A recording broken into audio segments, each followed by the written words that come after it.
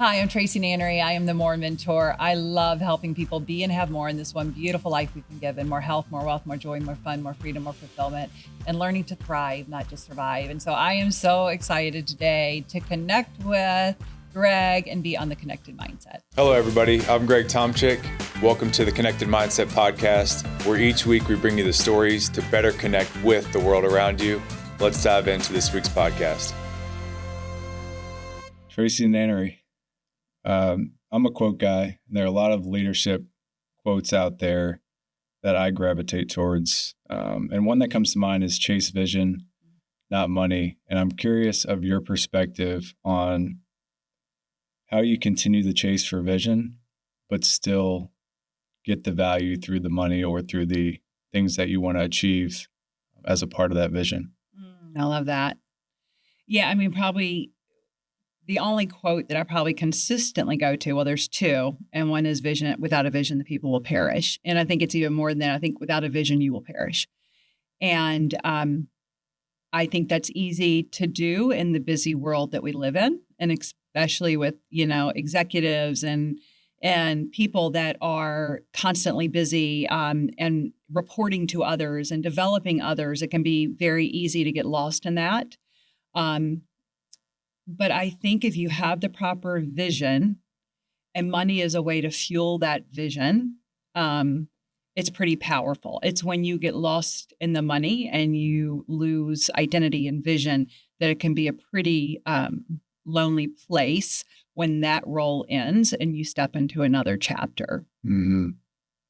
Yeah, we talk a lot about transition on this show because we've all been through huge transitions, whether we consciously look back and recognize those transitions and what lessons we've learned, but how important have the lessons from the different transitions you've gone through been for the person that you are today? This is like my favorite question. So, life is full of transitions, and there's some transitions that we choose and some that we don't. But what we know for sure is they're going to happen. And I know in 2022, I had a lot of transitions come together at once.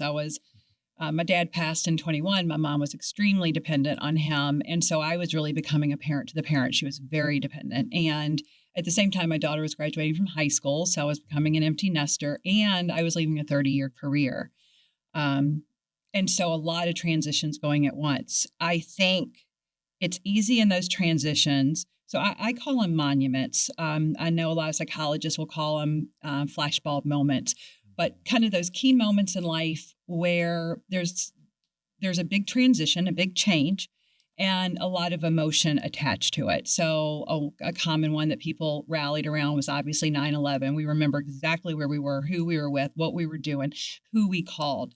And then in those moments where everything changed, you had people that really felt called to serve and bring people together. And then you had other people that stayed living in fear. And that's, to me, very typical of what happens in these transitions. I've done both. My sister passed in 2007, and I stayed pretty stuck in Groundhog Day, as I call it. And usually at that point, you're bringing in coping mechanisms, and a lot of times not great ones. Yeah. So absolutely. For me, it was, drinking a little bit more, eating a little bit more. Mm-hmm. So I learned from that. I think anything that we do in life, if we can step back and learn so we can improve upon it next time. So as I continued to navigate transitions, I started thinking through what did I want to bring forward and what wasn't serving me. So that as I continued to navigate, I had a big transition in 2010. I was stepping out to become the first female youngest chief operating officer for a large organization. At this very same moment that I was waiting on the driver to take me to very cold Buffalo, New York in January, I learned that my husband was having an affair. Very same moment. And so I knew I had a choice. Was I going to stay stuck in Groundhog Day like I did when my sister died, or was I going to rise up and become an unrecognizable version of myself that I couldn't even necessarily see at that point? Well, I had a great urgency, and that was two small kids. So, it allowed me to propel forward. But I learned a lot from how I navigated that, so that in 2022, when I had these transitions merging together, kind of in the perfect storm, I felt well prepared to pull out all those lessons and navigate it in a way that was more effective, more efficient, more joyful, to come out onto the other side. Mm-hmm. Yeah, it doesn't get easier, we get stronger. Right. I went through a very similar season at one point in time where it was like the perfect storm. It was the finding out about infidelity. I had an investor in a business I was in that was helping me set up for the future that decided to pull out. My business partner at the time was stealing information and files. So it was something that you can't really prepare for. You can't draw it up to be that way. But what you can do is take the tools and equipment that you've built over time to help you withstand that storm. So it's amazing that something that happened previously was able to help you navigate the perfect storm, and things are going to come up in the future, but you were able to extract those lessons.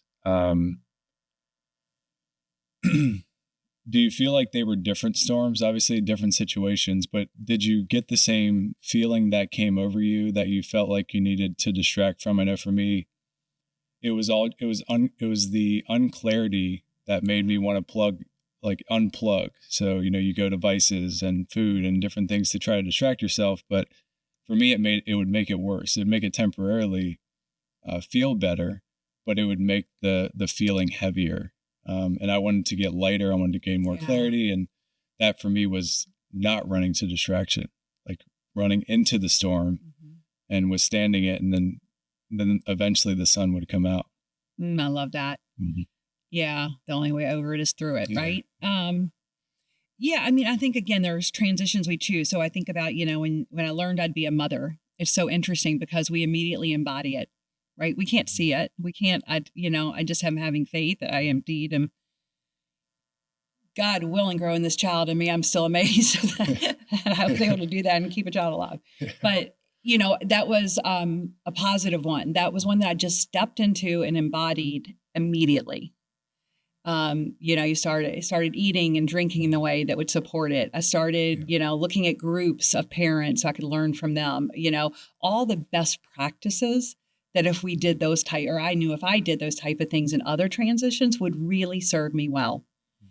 So they were all different. Like I said, some I chose and some I didn't choose. But over time, as I understood a framework, and one of it was getting quiet, not allowing the distractions to cloud it. And distractions are easy for me to this day. I have to really focus and be intentional on what's leading me towards my greater vision. But as I learned a framework to help me navigate that in a better way, and each time learning a little bit more, I learned a lot from doing strategic plans as well. Some plans, and they were all big transitions. All of them were, a vision of who we'd never been before. And in order to be who we'd never been before, we had to think different than we ever had before. And we had to be an organization that we'd never been before. And so some strategic plans we skipped through, and sang along the way. And others, we went kicking and screaming. And so as I tried to digest, as well as looking at people I'd coached and digest, what is it that allows us to joyfully get there and to not have the distractions and to navigate what we've been handed or what we've chosen and get to the destination that we're going for. There's commonalities and there's commonalities I carried forward. And then there's things I continue to learn. Every journey is a little bit different. Yeah. What are some of those commonalities that you've seen in people you've served, organizations that have really gone above and beyond, and some of them that you take into your own personal life? Because I think we're people first that get brought into organizations.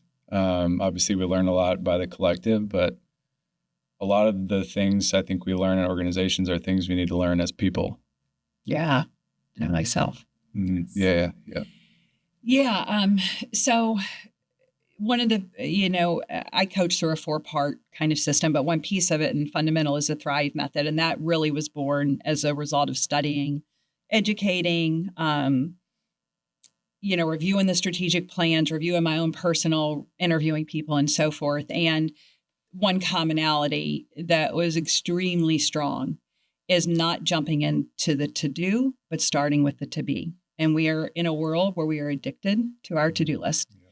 I am. I'll write it just so I can cross it off. It gives me great joy, to make the list and then check. Yeah. But if we could be as addicted to our to-be list, that would get us to our vision. That's where I think the magic is. Stephen Covey said it however long ago, start with the end in mind. It's pretty impossible to get where you want to go if you don't even know where you're going.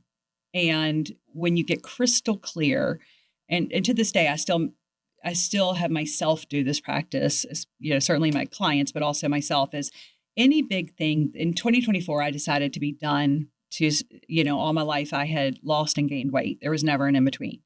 In 2024, I said, Trace, you're gonna put this method to test, and you are, really gonna work it, and you're gonna make tweaks. And it is the one thing that changed my ability to lose and maintain 107 pounds. It is the one, and I started with the destination. I started with the target, and I, wrote a letter.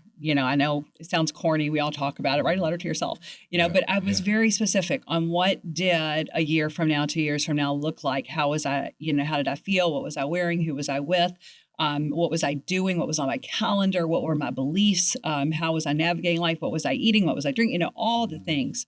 And then from there, I began to pull, and I got really crystal clear on that vision. But it's so natural. And to this day, when people ask me, how did you lose 100? They want me to tell them the one thing they can do today that'll lose the, 100 pounds by tomorrow. Yeah. It doesn't work that way. And I understand it. And I love them so much because I was that person. Mm-hmm. But if we start with the destination that we're headed towards, everything else is so clear. Mm-hmm. It's so freeing. Yep. Yeah, it's amazing. I go through a process called Lifebook. It's a similar structure, but it all leads to a life vision. Then you frame your choices, like your daily micro choices around the life vision. And for some people that can seem like woo-woo to have a life vision, because there's so many, like you said, situations you choose and situations you don't choose that can come up. But it helps you provide a filter of, is this right for where I believe I want to go, or is it something I need to say no to potentially? So it gives you that decision-making framework, which I think is important for everybody to be intentional. Because if we're not intentional, then we get led by outside forces, which is something I hear a lot of people regretting is, maybe they have a mentor and they just wanted to follow that mentor's path at every step of the way, but they get the feeling of that's not for me. Like that was for them. It seems right.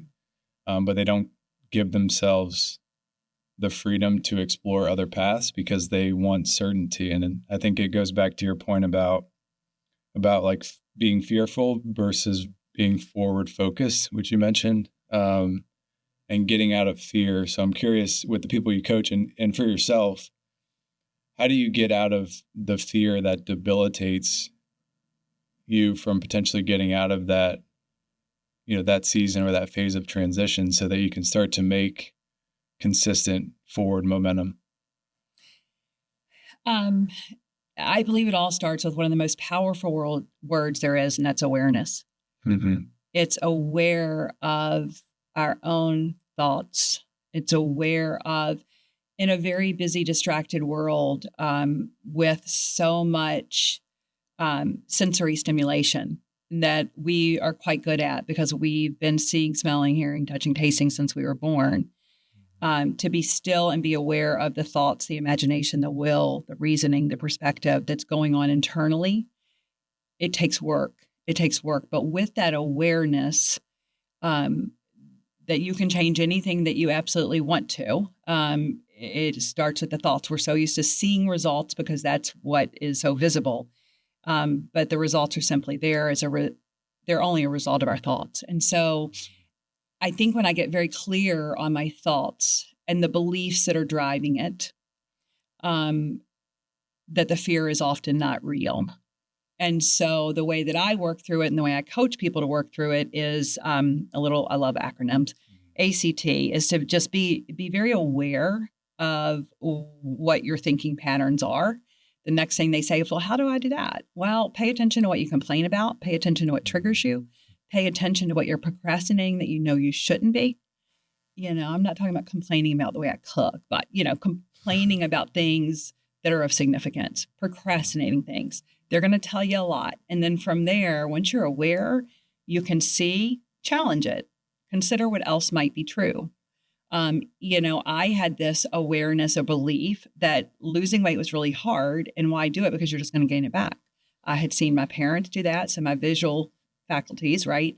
I had seen them do it. I had done it. But when I started to consider what else might be true, I knew lots of people that had kept it off. I knew lots of people that had enjoyed the journey. So could that also be true? And then if that is no longer serving me, to turn that belief, to turn it into something that does serve me. And so going through that act helps me identify when the fear is driving it. The fear of gaining it back, the fear of being miserable along the whole journey, all those things were getting in the way. And so from there, I could turn it into something that also was true and adapt it. And then through the will and through awareness, I could begin to adopt that belief. Yeah. I think about turn as a reframe. Right. It's right. the ability to restructure the way we're approaching it through what we're challenging what we're complaining about. And then that allows you to have the awareness to make a different pivot. Yes. And thoughts become things, as you mentioned. So I think it all starts internally. I know we live in an externally needed, validation world. But I think if we find a way to almost pre-validate that we know this thought is right for us, there's something sometimes that happens in the outside world where it conspires with you. I'm a firm believer in that. But sometimes we don't give it enough time to breathe to get that conspiring actually happening because we're looking for that easy button, right? We're looking for the help me lose the 100 pounds tomorrow or today. And if we don't get the answer that we want, then we lose faith. So we go back into that state of fear, which stops us from being able to take the forward action. I love that you just said that, because it is faith or fear, right? It's one of the two. We can't see either. We can't see faith and we can't see fear. So we're always choosing one of the two.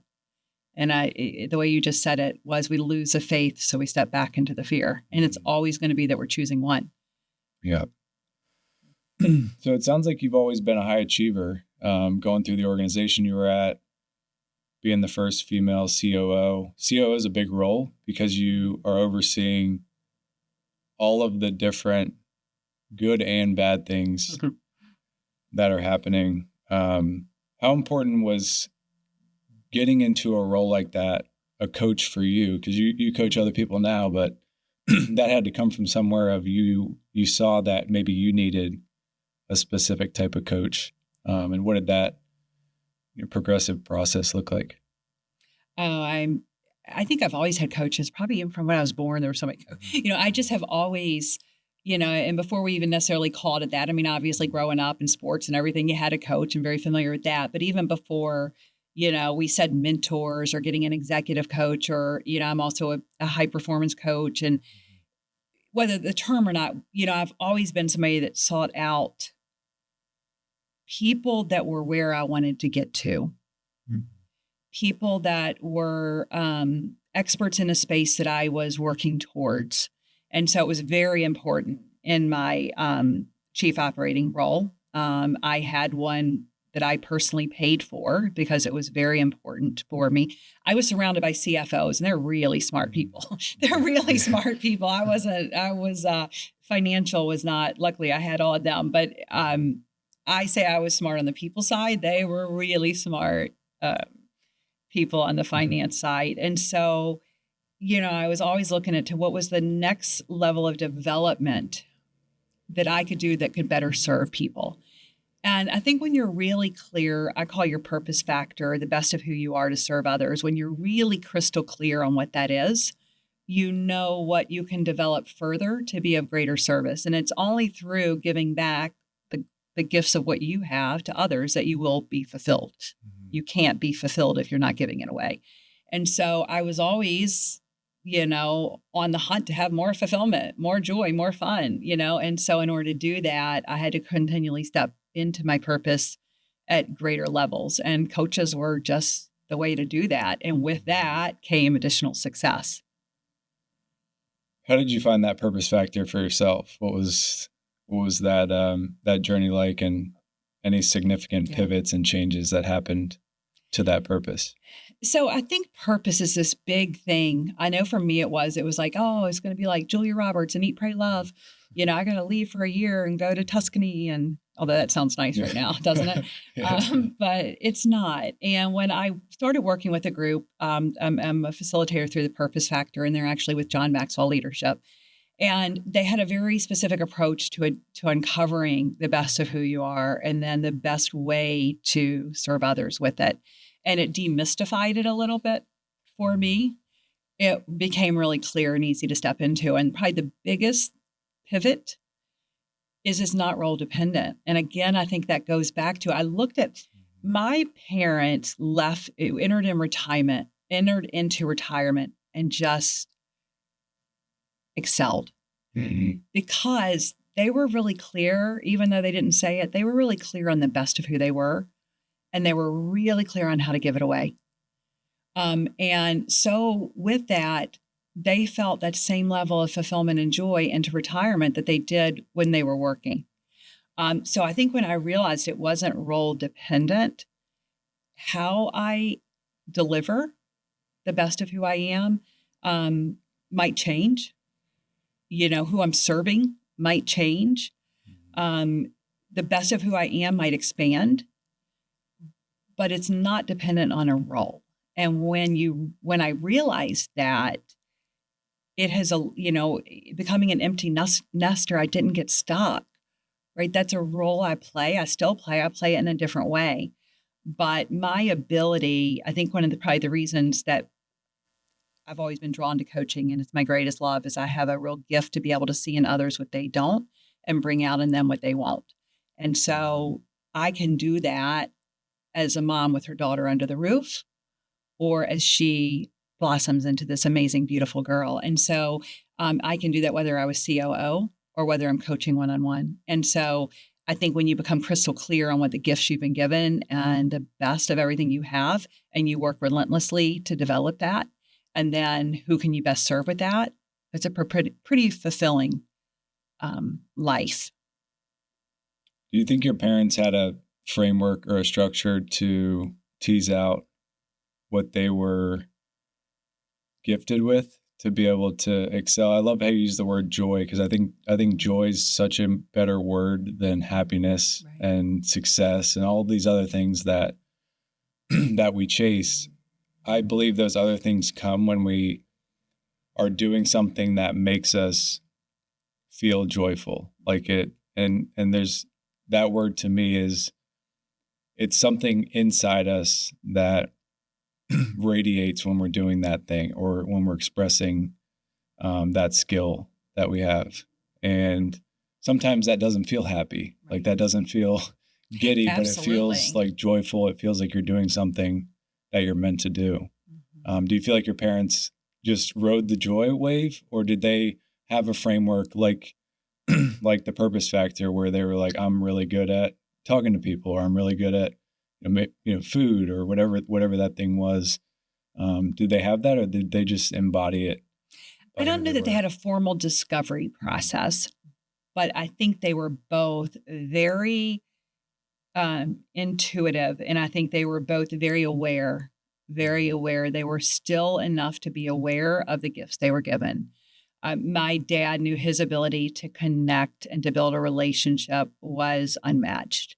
It was phenomenal, in that he could bring out something in everybody. I know that's a big part of where I get it from. He could bring out something. He could connect with the most challenging person. He could find that commonality and bring them up a notch, help them, want to rise a little bit further. And my mom was an educator. She was the ultimate teacher and educator, and had such a passionate, but patient and caring way about her, that she could instill upon anybody the desire to learn, the desire to feel worthy of learning. And so whether that was they would feed the homeless every Friday in a downtown church in Richmond, Virginia, Centenary United Methodist. And my dad's role was he was always, they didn't let him know the food because he was eating it the whole time, but he would give the plates, and his ability to make the person that was literally homeless laugh and feel hope was amazing. While my mom, through cooking, she loved to cook, but through cooking and serving was able to also inspire them maybe to read a book that took them to a place they'd never go, to be curious about how they might have more. And so I don't know if they had a framework for it, but they certainly had a level of quietness and stillness to be aware of what their gifts were, and then a desire to give them back to others. Yeah, it sounds like they were both listeners. They like listened to the environment, even if it sounds like your dad would speak hope into people. I'm curious what you felt about that as his daughter. How did that skill that he had like give you hope that you could achieve whatever you wanted to achieve? Well, I'll tell you this, Greg. So when I sold my parents' house, my mom, when we got her settled into an independent living home a couple of years ago, and I was going through the whole house, and on the side of the fridge was my dean's list from college. He had laminated and framed it. It was still on the side of the fridge. So to say there was pride and belief and just how important that is to have cheerleaders in your corner, seeing that anything is possible for you. So how dare we not do that for ourselves? I think was a big takeaway for me. Is my dad always knew that I would be the first female. Like that was never even in question. And he wasn't me. I am me. So how dare I not have the belief that anything I truly desire for the good is not potential for me? And so I think that was a big take. He was a brilliant businessman. That was a big takeaway for me from him. And I challenge myself at times. I still hear him nodding me saying, Grace, how dare you? How dare you not believe that you can do this? So, and my mom, I think her lessons were very important for me, that patience is a gift. Sometimes being kind is not kind. Sometimes being gentle and not rushed is a real gift as well. So I think I took both different things from both of them, but definitely from my dad was this responsibility to believe in yourself. Like you can do anything. Hey everyone, this episode is sponsored by my company, Valor Cybersecurity, where we help defense contractors navigate the uncharted waters of cybersecurity compliance. As a cyber attack victim myself, I know the impact that this plays in people's lives, and at Valor, we solve that each and every day. If you're a defense contractor feeling frustrated and confused when it comes to cybersecurity compliance, visit valor-cybersecurity.com, take our free assessment, and get started on your journey to clarity in cybersecurity. Yeah, I think that's it's foundational. I see it in sports very frequently, but also in the business world now. You would think it's a commonality to believe in yourself, and I know it wanes. Like, there's different things we're facing that we may not believe we can do, but it also is foundational to, and I think that question you ask is, how dare you not believe in yourself when there's so many other people that do believe in you? I think we face that tug quite a bit when we're stretching ourselves outside of our comfort zone. Do you find that with the people that you coach or the people that you were in the organization with, maybe the CFOs that were extremely brilliant, but they really didn't have that foundational belief in themselves? And then if so, like how can we bring that to the outside world? So it's more common to start with belief, to have that be a foundational trait, for young people, and then as they transition into their adulthood. The CFOs I worked for were very traditionally educated through some of the best traditional institutions we have in this country. And I think through that process, we're often encouraged to perform, not explore. Right. And in grade school and then, going through high school and into college, even there's a right answer. There is a framework. There are lines to stay within. There are rules to follow. And it's not always about asking what else, how else might we think about this? What else could be true? How else might we approach this? And I think a lot of times their comfort was in that perform, not explore.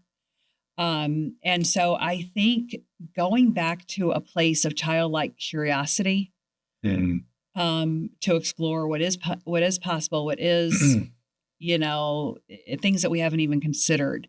Thank goodness for our imaginations, right? Everything was imagined before it was. And so I think giving ourselves that, and it's fun. Giving ourselves that freedom to have that fun, to explore, and to start with the belief. I go back to being a mom. I had a belief that I would successfully be a mom. I had nothing to base that on. I had no experience. I remember my sister saying, she was a hoot. She was a journalist. And she said, Trace, I don't know that you're going to know how to give birth. I was like, Paige, I'm pretty sure when I get to the hospital, we're going to figure it out. Of all the things I'm concerned about, it's not that. But, there's just a belief that I would be a mom, that I would deliver a baby, I'd be a mom, and I, would figure it out. And so if we just it goes back to faith. If we just had some faith over fear, I think it could change. The other thing I will say is you also have to quiet the people that are how dare you believe in yourself. Mm-hmm. Because there's that out there too. There's that noise, and you have to push that noise out. I remember the day of the announcement that I would be the chief operating officer. And I remember there were other more tenured, more educated, higher level people. And there was how dare you believe yourself? How dare you believe in yourself that much? And in those cases, you have to, if there's something to learn it from that. But otherwise, you need to move on towards your vision of what you're becoming. Yep. Yeah, the perform versus explore, I think that's such a breakthrough. Is we learn through exploration, through questions, not always through doing what we feel is what we should do. That makes sense? Yes. And I think as kids, we're all explorers. Like we're all put on this earth to explore something, exploit something for the benefit of others, or there's a number of ways people frame it. But I think that trait of exploration is something that I see in all the people that I admire, is they're exploring and learning, and that can look like a performance, but there's a big difference between the two. And I'm curious if you've seen that in people that either you look up to or that you feel like have been in your coaching structure, if you've seen traits that indicate more of a performance than an exploration. It was funny. I was thinking last night as there were some school closings coming across the screens, and I had a little bit of flashback to a CEO that I learned a lot of lessons about who I didn't want to be from. I was blessed to work with many amazing CEOs, but and I remembered, being on a flight that got delayed into Buffalo, New York on a wintry day, and I landed at midnight, and my phone was ringing from the CEO who was livid that one of our campuses was doing a delay in the morning. And what in the world was that campus president thinking? And I remember, quieting my defense mechanisms and just reiterating to her that I had hired really amazing people to lead our campuses. I've entrusted them with millions of dollars in Title IV financial aid and to report into important conversations with the Board of Nursing and Department of Ed and regional accrediting bodies. I feel extremely confident in their ability to make a decision to delay a campus for an hour or two. But it also reminded me the power of the word why, okay, and why as it relates to explore and curiosity versus why as it relates to somebody that has stayed in that perform category. So on the flip side of that, I had another CEO who asked why a lot, and it was truly out of curiosity and exploring. He wanted to explore, how was I thinking about this? He wanted to get in my mind a little bit. He wanted to explore what I thought might else be possible or potential. And versus the why of performing, the why you did it this way, the more confrontational, the more boxing you into a corner with the why and assuming it's a wrong answer or a wrong approach. So I've seen it played out, and I think there's a extreme correlation, especially when coaching and developing others, but also yourself. When you explore, when you question why from curiosity, when you explore from curiosity versus to catch somebody, to box them in a corner, or to why from a perform, I think the success is far greater when you approach it from the explore. Absolutely. One of the things that comes to mind is consistency. I think was very important for me as an athlete, and is very important for me today as a business owner. But we're constantly changing as people, and sometimes that can come off to other people as inconsistent because you're not always the same. And with the company you were at, I'm sure they went through different phases and stages, and you had to kind of flex and adapt and change. What comes to mind when you think of consistency, like being consistent? Is it important to embrace, or not as important when it comes to, you have that purpose? Obviously, having that purpose in mind consistently is important, but the consistency to explore, versus perform, like going back to that why, like if you feel like you have to ask the why around the performance versus the why to explore, and that may make you seem inconsistent. And you spent a long time at one organization, and I feel like that required a level of consistency to maintain those relationships, even that when you had leaders that you learned what not to do, and maybe they were inconsistent, which rubbed off on you in a way that was more negative than positive. Yeah, it's a great question. I will tell you the same thing that I told one of my favorite mentors, and who was actually a CEO as well. I am consistently intentional. Mm-hmm. And when he understood that, he had his suits lined up in the closet. Monday was this blue suit, Tuesday was the tan suit, Wednesday was right. And that was consistency. Checking the emails, never leaving with more than 10 in his inbox. I was consistently intentional. So at first, it would drive him crazy that, well, last week you were spending time in Albany, and that was, why aren't you consistently? Because I'm consistently intentional. And right now my intention is in Ohio, where we have new leadership. So my consistency with my intentionality is what's consistent. On my weight loss journey, consistency in the beginning was intermittent fasting and 100 ounces. Mm-hmm. As I continue every day to be intentional in the choices that I make to get me further faster in a more joyous way, a joyful journey. I preach all the time. Yeah. If you're not enjoying the journey, what are you doing? Yeah. That changed. So it might look like I wasn't consistent. It might look like, well, what happened to the 100 ounces of water? What happened? No, my intention changed. And then I was, but I was consistently intentional. Yeah. There's a lot of peace in that clarity of intention, because the intention can remain the same, but the action changes because the environment's constantly changing. And obviously it's a filter, but I'm trying to help the audience decipher between the intention and the action. So I'm curious how you describe having that consistent intention, but recognizing that the action you need to take may change, because I think people like to bucket intention and action to the same thing. And it's like, if you're not taking the same action, then the intention has changed. So I think one thing that's very helpful for me is, again, if you start with the end in mind, you have that very clear vision of where you're heading. So I had a very clear vision that I was becoming the healthiest version, what that looked like, what it felt like, what a day in the life of the healthiest version looked like. And then going into that day, asking myself, what is the one or two things I can do that will make everything else easier or unnecessary? And because there's a lot of things I could do, again, that addiction to the to-do list. But what are the one or two things? So in the beginning for me, the one or two things that would make everything else easier or unnecessary was intermittent fasting because I didn't need to track macros. It kind of limited it. But as time went on, the one or two things changed. So my vision didn't change. But when I asked the question around the intention and what would be the one or two things that allowed me to get there, the actions changed.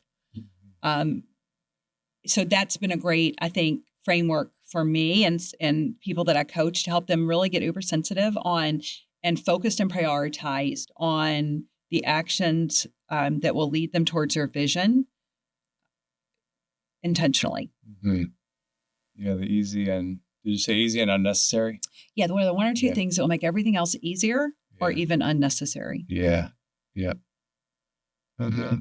That's clarity of choice. Yeah. Right. And I think we as humans can overcomplicate things. And I think that's why we need coaches. That's why I continually need coaches. And I need it in baseball I was a pitcher. So I would try to overcomplicate making the pitch that I threw so good that nobody could ever hit it. But if it was just average, hitting a baseball is an extremely hard thing to do. So I would try to make the pitch perfect, which would make it not as effective. But when I just had the intention of like throwing it to the glove and like just letting things move just a little bit and not trying to overdo it.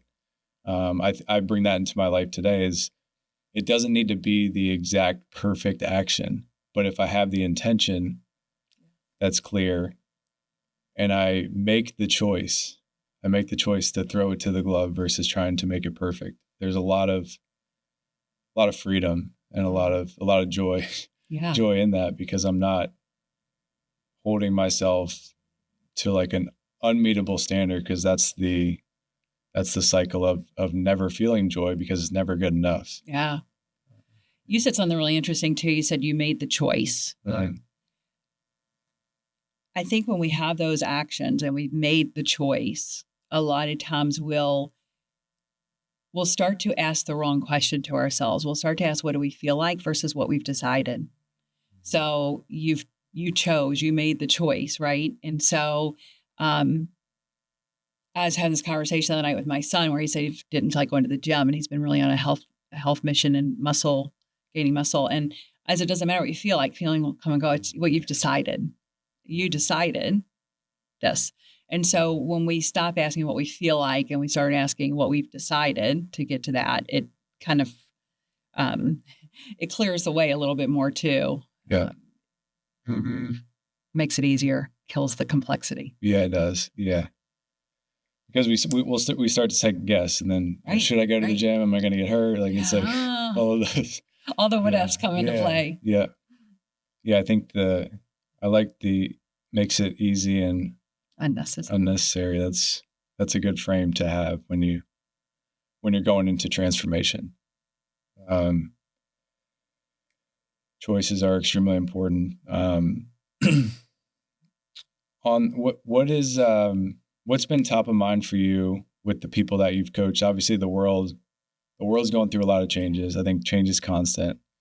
But with everything going on in the landscape, what are some things that have been really top of mind as you take all the skills you've developed, as a COO, as an executive, coming across many other executives, and now continuing to coach people? Like, what are the hot button topics that continue to come up as themes? My business is called The More Mentor, and I do truly believe that we're all searching for more. We're searching for more health, wealth, joy, fun, freedom, fulfillment, and we want more of those good things in this one beautiful life we've been given. And helping people really step into the fact that we are meant to expand, not contract. We're meant to grow, not stand still. We're meant to create, not just consume. We're meant to thrive, not survive. And we truly are meant for more of all those good things is pretty powerful. And then helping them to become crystal clear, because a lot of the group that I work with, and I think it's in general, is it's so easy to get stuck in the day to day, that the days go by and the years go by and the weeks go by. And we were just stuck in this Groundhog Day, and we're already busy. And so how do we make time to get out of that and into our to-be list, I think is a common theme. And so then when a big transition, which is where we started the conversation, occurs, there's a spiral. And, I've been there in the spiral. We talked about that. And if there's a way for me to help somebody not have those years, not have those days, weeks, or months be a spiral, but to get clarity, to get intentional, to have that clear vision, to not waste that precious time, to have the mores that they want out of life. That's certainly what I love to help people with. But I definitely see this trend of navigating transitions is tough in the busy world that we exist in and live in. It's already pretty busy. And then you add in a big transition. Yeah, it's a matter of time before we all go through the next transition. Right. So how do we feel more, learn more, express more, knowing that that's coming, but not being in that fearful state of holding on or trying to control the next transition that we're going to go through. I feel like a lot of people today, with all the uncertainty, are in that state of just like holding on until it happens. And then after the fact, realizing that the outcome or the situation didn't feel any different, whether they had been in that closed, fearful state or if they were more open and faithful. It typically passes with some amount of time, and that's something I've embraced personally. But I try to really impart on people, versus personally and professionally, that the crisis, the transition, it's going to come, whether you think you're in control of it or not. And I think that there's a piece in that, even though that could be a huge negative season in their life. I'm in the cybersecurity business, so like cyber attacks are coming, right. But a lot of companies, they either deny it and run away from it, and I know they're thinking, and that's even a bigger spiral. But the ones that know, they have confidence in what they have in place, and they know eventually it's going to come, but they're going to be prepared. So they're faithful that they're going to withstand it and they're going to get through it. Those companies, you walk in, there's just a lot more peace. There's way less stress. There's way less holding on to the uncertainty in such a tight way. And you can feel that stress in people's nervous system. And that's one of the reasons I got into the business was they always told me as a baseball player, I had a slow heartbeat. So I was able to, in a stressful situation, like the team could look and feel my energy in a way that I was able to it was like any other situation. So I tried to find a way to take that superpower into a very high stress, high stakes type industry. And that's the biggest point of feedback that we get as a team, is not that we work with you just for you guys being cybersecurity experts, but because you're able to be the calm in the storm. You're able to help us confront a complex topic. And I think more people should look for those traits within themselves that can be, like you said, they can be repurposed. The role changes, but those foundational things you have in yourself can be repurposed anywhere you decide to put it. Just like your parents transitioning from into the retirement world, they still had those same traits of hope, of education, of learning, and they just repointed it to a new chapter. It seems like flawlessly and effortlessly, because they knew what they inherently had. I think we're all searching for that. Like that to me is a state of joy. That's where you look back on life and you're like, I exploited myself in the service of others in a way that, and exploit's a weird word, but it's really, I found what it was and I took advantage of what I'm strong at to benefit others. And I just want to see more of that in the world. That's amazing. So Yeah, appreciate what you're doing. as you were talking, I was thinking about I publish books, and I have two books I'm releasing in early 2026. And I was sitting with a group of publishers, and they had Dean Graziato. I always say his name wrong. Graziosi. Yes, I know. I say it wrong all the time, and I okay. try to say it right. But he was talking about kind of his 14 life lessons, and one of them was know the business you're in and the business you're becoming. And I was thinking of that as you were talking, and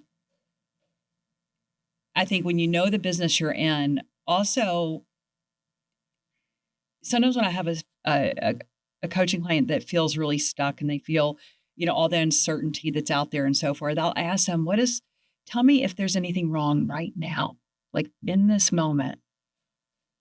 Is anything wrong, or what can we be joyful for? Because in this moment, usually everything's okay. There's shelter, there's, they're warm, unless they're in Buffalo, New York, but there's not. And so it brings them back into the now and the appreciation for the here and now, but also the business you're becoming. And, if you're not looking at that vision of yourself, that vision of the company, if you're not a taxi looking at Uber and then looking at what is the driverless car, Waymo, I think took one of those in California. I don't know. But it's scary. Yeah, it's a little scary. One was in an accident right in front of us. I was like, oh, I'm rethinking this choice. But, if you've got to be looking at the business you're in and the here and now and who you are right now, what you can be grateful for and truly what's wrong in this moment. There's nothing wrong in this moment. Yeah. And then the business you're becoming, I think is a good life lesson from him. Yeah. Yeah, he's a great guy. He has a lot of clarity. I admire his clarity.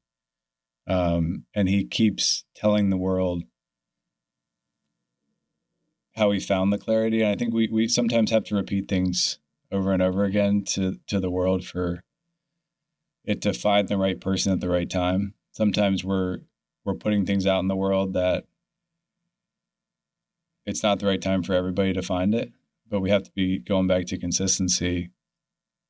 When we feel that message we need to put out, we just need to continue to put it out in a way where people can find it when the time is right. And I think that's the beauty of podcasting and YouTube and social media is some of that stuff never goes away, which is good and bad. Yeah.